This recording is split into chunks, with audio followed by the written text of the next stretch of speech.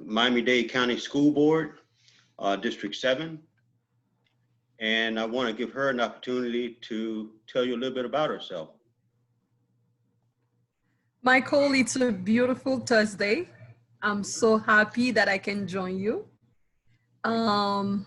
We should be grateful for life because we still breathing. With COVID-19, every day we're losing teachers, students, and I'm part of a platform that stands for Dream Foundation. That's why I accepted your invitation. Thank you. Because I was born and raised in Haiti and studied in Puerto Rico.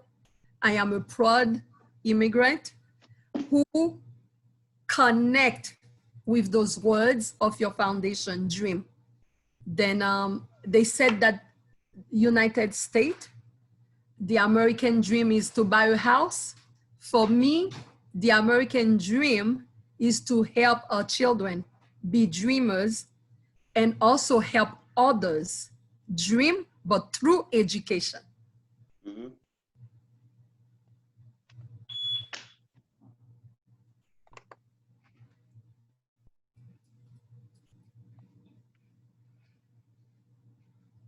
Okay. You heard me? Okay, can you hear me? Yes, I hear you. Okay. Could you tell me a little bit about your educational background and how did you get involved in teaching? And I also noticed that you do some things in healthcare. And given COVID-19, I think that's kind of an interesting mix, particularly in the school system. Can you tell me a little bit about that? Okay. Education for me, it's a passion. I studied to teach, you would not believe it, at 5 years old. Mm-hmm. I started teaching my dolls, and after that teaching my siblings, Mm-hmm. because I'm the older of a family of 3. Then elementary education, high school in Haiti. I was fortunate enough and traveled to Puerto Rico, where I pursue my double major in elementary education and psychology. Then everything I do, I like to connect them to still make a difference in people's life. Because in psychology, you are able to study human behavior. Mm-hmm. And as an educator from the foundation, which is elementary education, then I can understand and have empathy and love for children. Then I continue evolving and pursue my master in health, because if a child is sick, the child cannot learn. Then I have a master in health administration, and I completed my career with higher education and a minor in leadership. Then I feel me. I feel the natural in me that education and health, they go hand in hand, and I have leadership position. Then with the psychology, I feel like plus wisdom, I'm a complete package.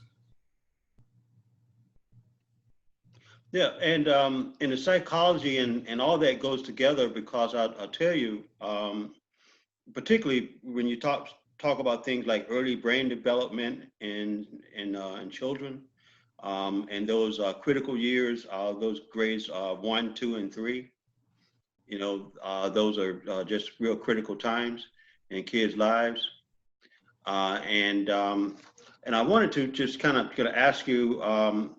The school systems are going to be strapped due to COVID-19, particularly in you got Miami-Dade that has a fairly large district, and if you can you just kind of tell us what you know about where that district is with respect to reopening and how that's going to be implemented, and once elected. What's going to be your role in making sure that those things work accordingly? Okay. First of all, there's something called stay in your line, in your lane. Mm-hmm. And because because I wear also other hat, then let me see if I can come from your perspective as a community member and a radio TV personality. I'm well aware that the school board, Miami-Dade County School Board, presented the plan on July 1st, and I reacted to it as a media personality on July 2nd. First, it was in response to the parent survey, and I'm also a parent. I completed the survey. And July 1st, they were not totally ready, but they had a great reel to really inform the community and also respond to the parents' survey. Then their approach consisted in three steps, three options: face-to-face, like a 5 days face-to-face. The second one, like a blended 2 days and face-to-face and at home. And lastly, virtual. I believe that with my reaction and the 24 hours as a media and also the community, and also statistically, the numbers were increasing, mainly in Miami-Dade County, of the case of COVID. Then the government had to shut down some parks again, restaurants again. Then they had to reconsider and push the reopening for the end of August. And now having a more progressive reopening process that includes now maybe a presentation of the logistic, like how do the classroom would look like, because they didn't have that in the first presentation. And also when we reacted, we asked them for the type of mask, the supplies, and also the safety, the safety of the teachers first.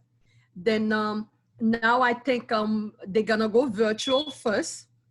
And myself, I use the word evolution reopening. Then it will go as the health, because if I think health should have been priority. Then based on the statistic, the safety, and the numbers, then the decisions will be more evidence-based. Then less kids being infected, less parents being infected, less teachers being infected, more infrastructure in place for the physical presentation of the schools, more safety measures, then that can help the next 6 months be most likely an evolution Miami-Dade County School Board. And that word evolution is mine, that I'm sharing with you here. And that can make you see that once elected, I'm a contributor. Then I'm an asset. Then bringing my expertise in public health to be an addition into an idea, not someone imposing, because they make great effort. I'll be listening first. I have to go to what you call the 90-day period of being trained. And but in the process, do not let them fall, and also inject that new energy. Inject that experience of emergency planning from 9/11. Inject that experience of being of a country of earthquake disaster, and be a contributor. I think contrary to the other candidates, I'm more of an asset because of my public health background, and also the time is right for the school board to have an ingredient like me. Well, I certainly agree with you. By the way, I think you're the right candidate at the right time Yes. for what we're dealing with, and also because the school district is the largest in the state of Florida, and because the eyes are on not only Florida but particularly Miami-Dade with respect to this question of education. I think that what you get to do there is going to kind of set the stage for what other districts are going to do, and frankly, and what other school districts around the country is going to learn. They're going to learn some things. And I appreciate that, because I think District 7 is the district that set the tone to be a pilot for education renovation because we are culturally diverse. And by electing a woman, a Black woman, a Caribbean woman, a Latin American woman, I don't think you will ever find that again, or unless we wait for another 4 years.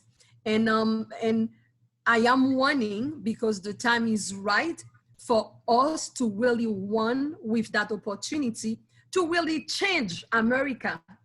And I'm strong about it. We have a Secretary of Education who failed us, and we have a great superintendent in Miami that should be open to really bring more of a collective leadership instead of a more, how can I say it? Okay, if the school board appoint the superintendent, then I want to feel an image that it's an integrative leadership instead of a one-man show. You know, then where we delegate more, the decisions are more collective, and Miami should set the tone for the rest of the nation. Okay, respect to Massachusetts. Massachusetts is very strong financially, and also I think they have also collective leadership. I like that, and I also compare to other states. But Miami now is in a great position to be third and to become first if they elect someone like me. Mm-hmm. I agree. And your superintendent, he's been around a long time, and I get to see him in Tallahassee often, and just kind of you know, wondering, you know, are you guys looking to do something different in terms of how you pick your superintendent?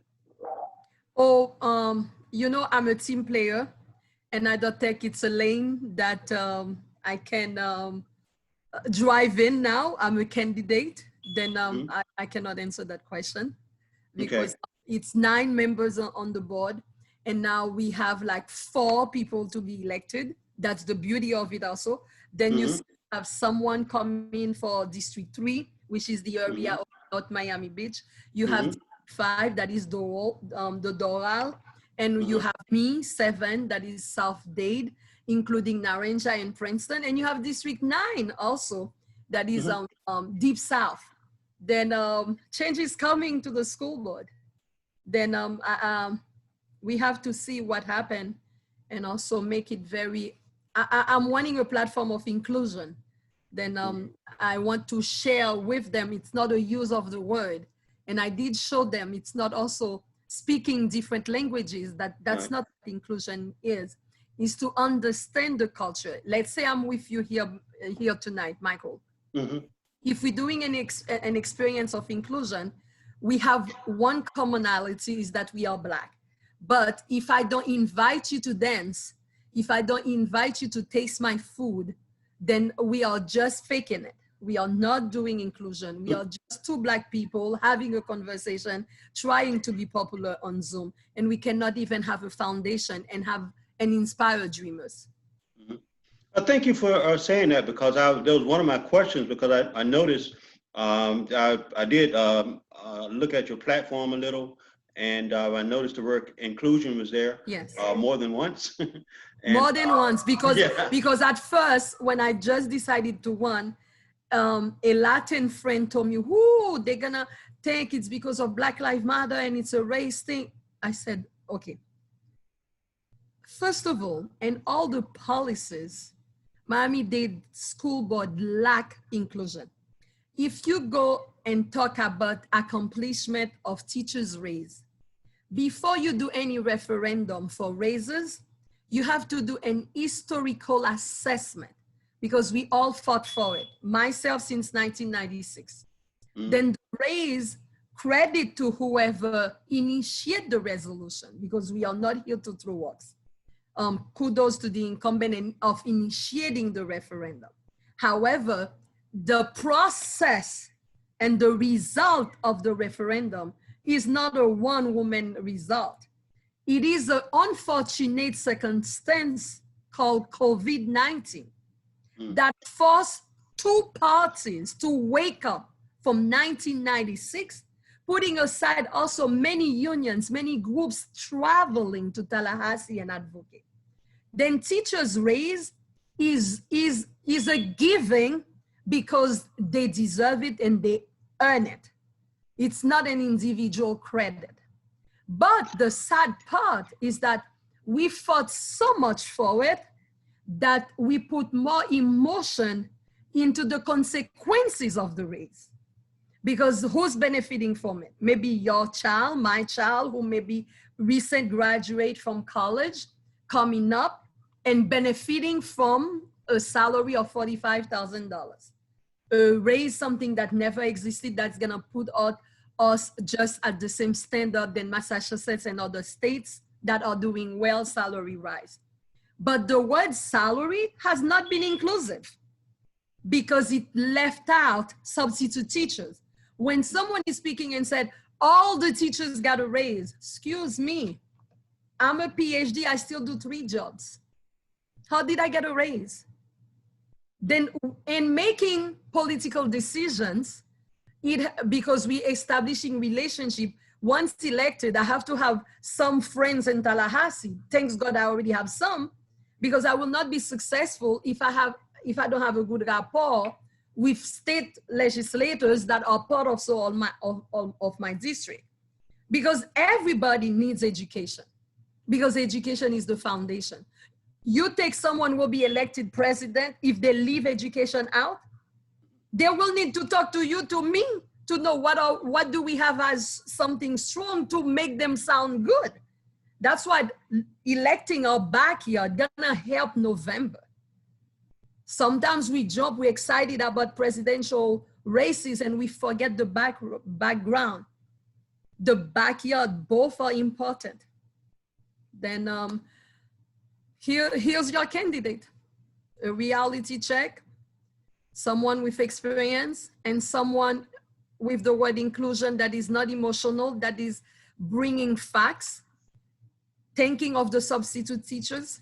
Mm-hmm. The nurse educators have never been mentioned in the system. That I brought that as a platform because I have the healthcare background. We have nurses in the school, they are not working now because most of them work with contract, with no healthcare benefits. Then when you're doing a salary increase, you need to do a salary inclusion. That way you don't leave your staff out because they all have direct contact with our children. Hmm. You made a very good point because that money really, it left out a lot of people. A lot of people. Yeah. But it could have benefited many people if we did sit and negotiate it well. But we put politics first. And that's why my slogan is, let's put education first.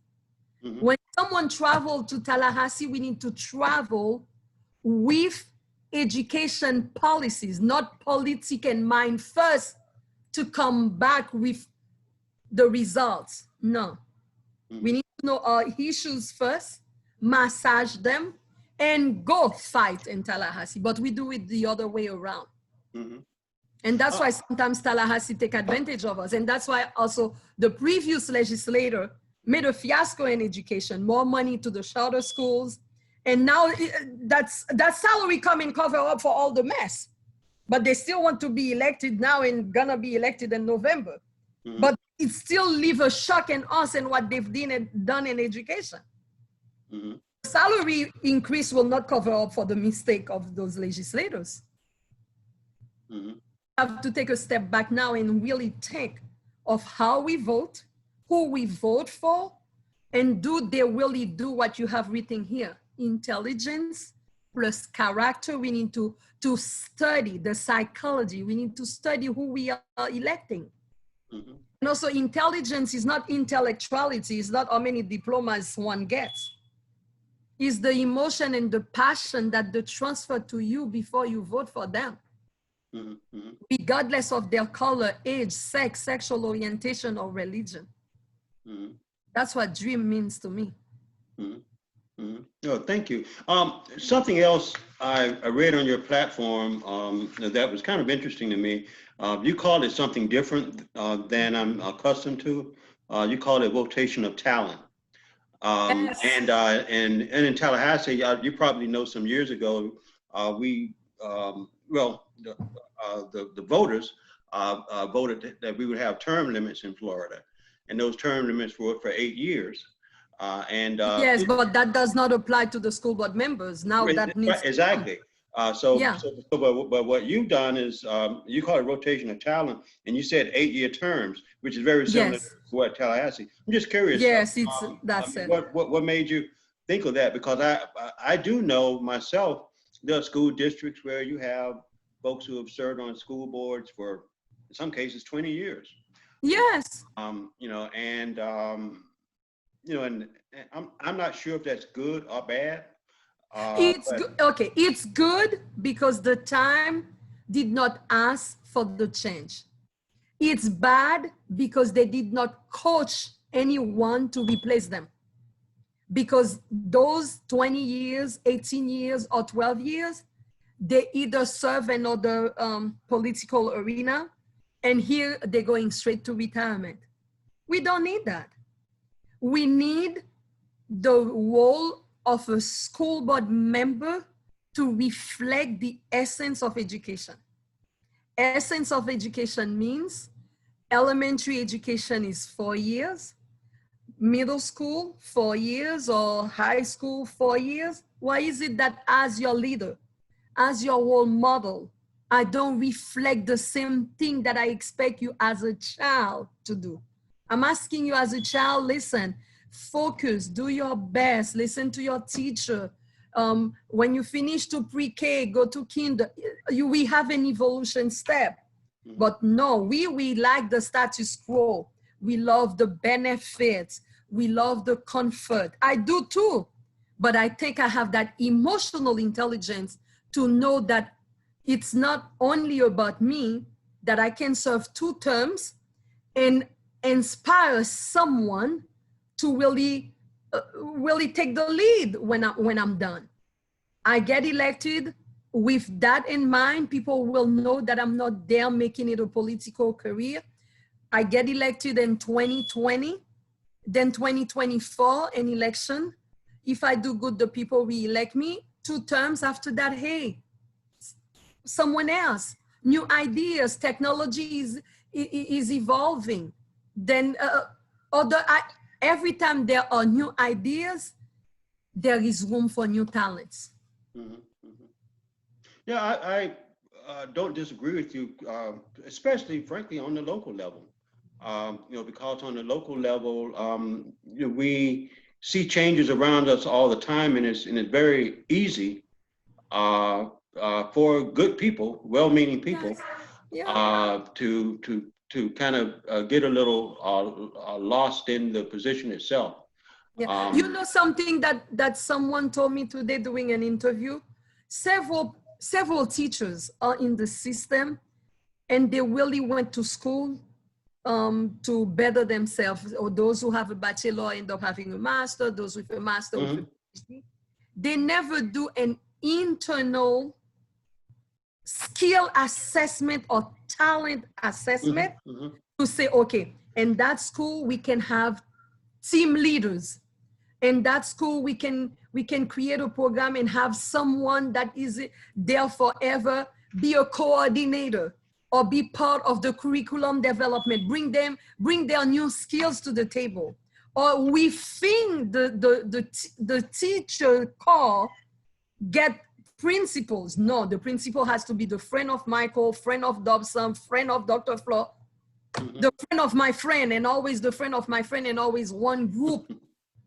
We call it the same group of principal with the same vowel finishing their last name, and never have like Latortue or Dobson. It's always the same type.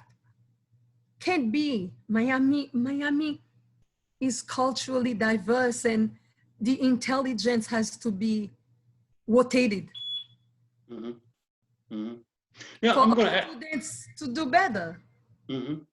And this is your first time seeking elected office, right? Um, I was elected as a presidential delegate.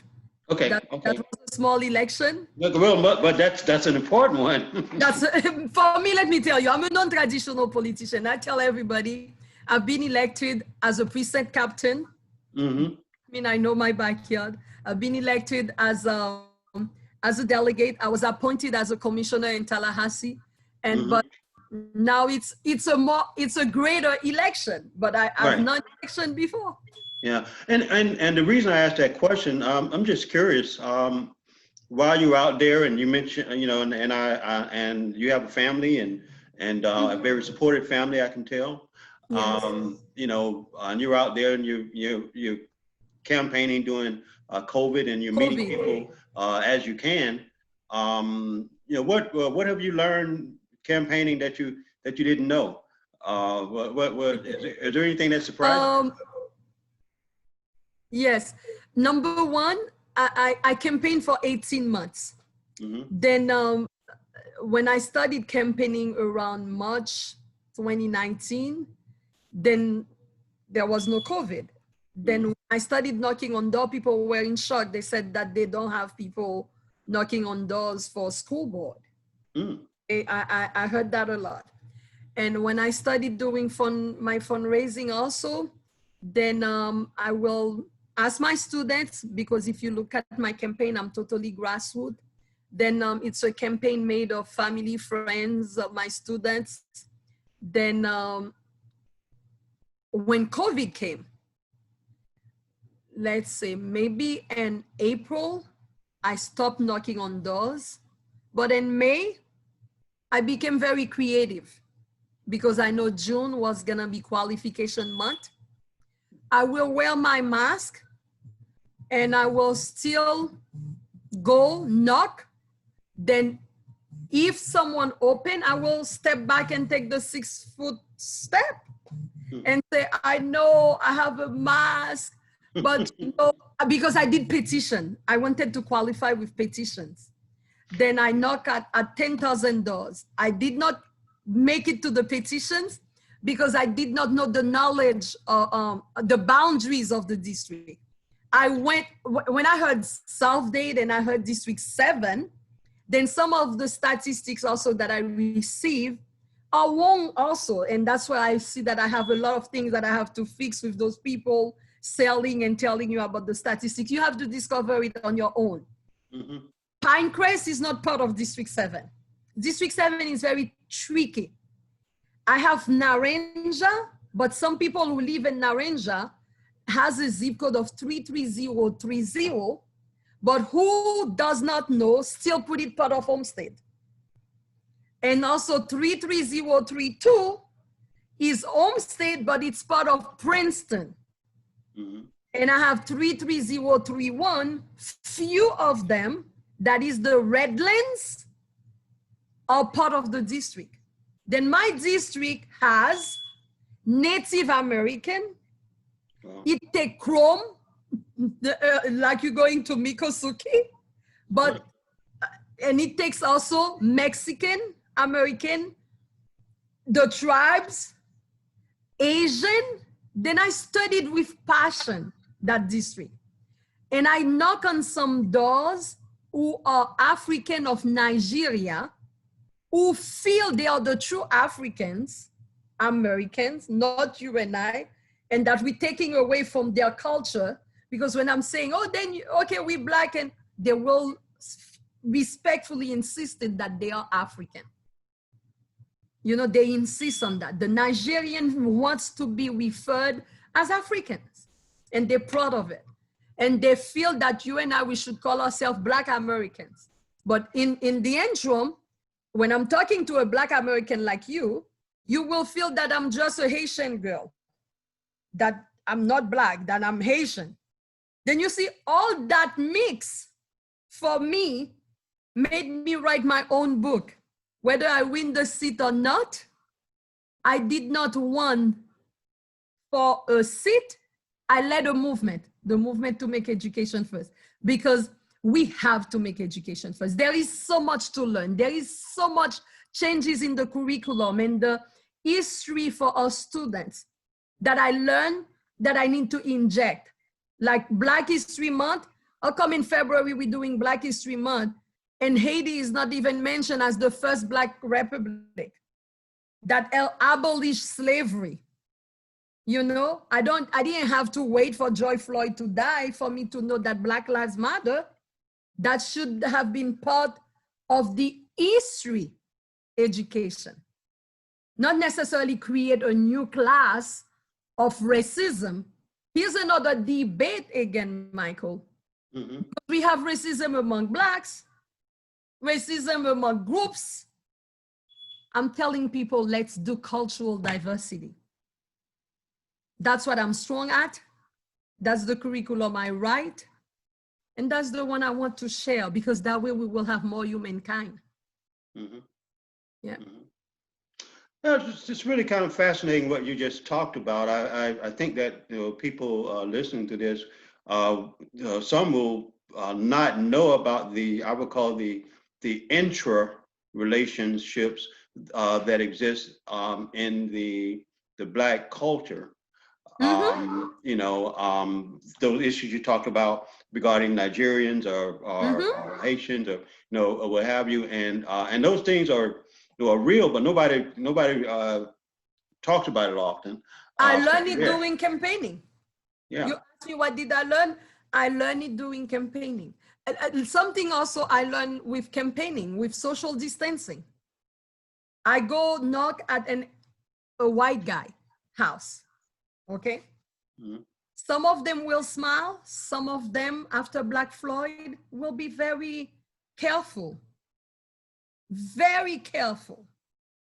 If I wave, they will turn their back. And one really taught me a lesson. He goes and said, "What are you selling?" It was a Sunday morning. I said, "What am I selling?" And I had my little brochure and I said, "Okay, myself." He said, "Yourself? With all your Black Lives Matters? No, I don't want to buy you." And I said, "No." Oh, really? And I said, no. Can we talk?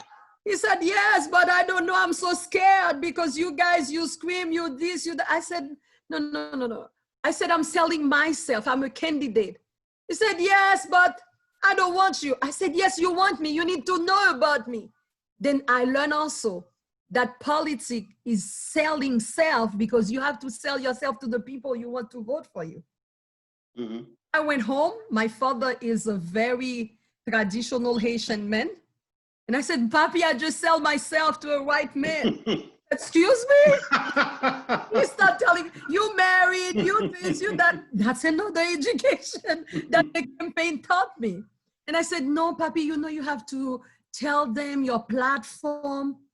I have to sell the product that I am. Tell him why he has to vote for me, and he gave me tips. And every time I will see a white man, I will remember him and say, "Hey, I'm selling myself. I'm a candidate. I'm your neighbor. I'm selling the platform. I'm selling who I am." Some will want to listen to it, some will not, but mm-hmm. those are also new learning doing campaigning mm-hmm. that I think whoever is undecided about voting for me for District 7 through what you're doing today mm-hmm. can feel that they can give it a try, because it's a good product. Well, but when you really listen to all that and you experience all that, for me, I'm thinking that someone who's serving on a school district of that size, that obviously is a very diverse school district, even when you're dealing with just the mechanics of the decisions that are having to be made within that district, you're having to navigate all mm-hmm. those various cultural things, or those cultural divisions, if you will, throughout the district, and to try and find a way in which you can bring about that inclusion, yes. that you're talking about. Yes. Which, again, it just makes this district such a unique it's unique school district in the country, actually. I mean, yes, so you guys really get to to do a lot of pretty interesting things and to solve some interesting problems that exist out there, and to lead the way in a lot of respects. You know, Yes. so yeah. Yes. Well, that's good. Now I'm going to end. I want to ask you just one other little question. We've talked about a lot of things. You know, what is there something that the voters out there will be surprised to know about you? I'm fun.